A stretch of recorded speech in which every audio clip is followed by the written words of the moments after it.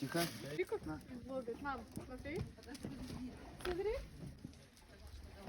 Прям стоит на двух ногах. О, еще пришел. Так 6, 7. Как много их? Так, diri baba türbesine gelmişik. Burada it doldu.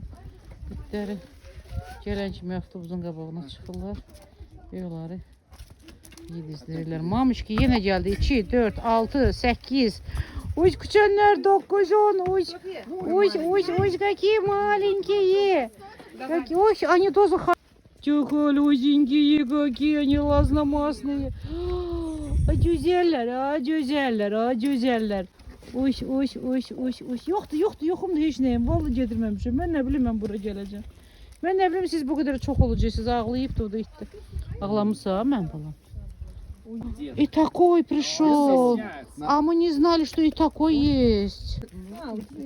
Я не могу. Yazık. Gör nə qədər it var maşallah bunlar. Мама, не наоборот, туда смотрит. Ты заходишь? Они все родственники, похожи друг на друга. Здесь ночью страшно быть.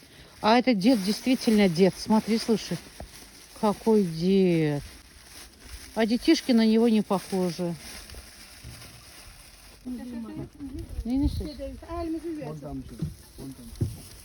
Нет, я маленькому дам.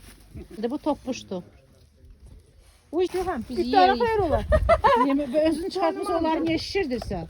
Ağzım için. Uy, маленький какой. Şişirdirsen de itleri şişirdirsin değerli. Bak.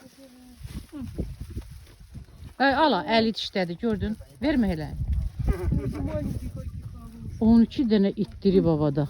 Они постоянно здесь.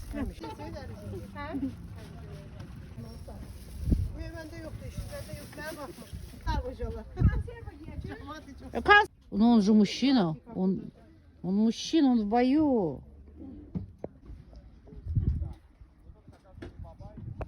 Diri baba türbesine gelmişik ama Diri baba türbesinde Diyelim Allah rahmet eylesin derler size. Evet. Biz Can git burada.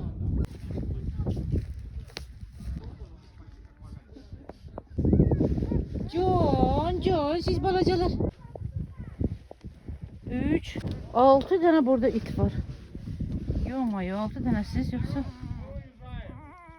Can bir de mumaz koyup sizi gedibdir.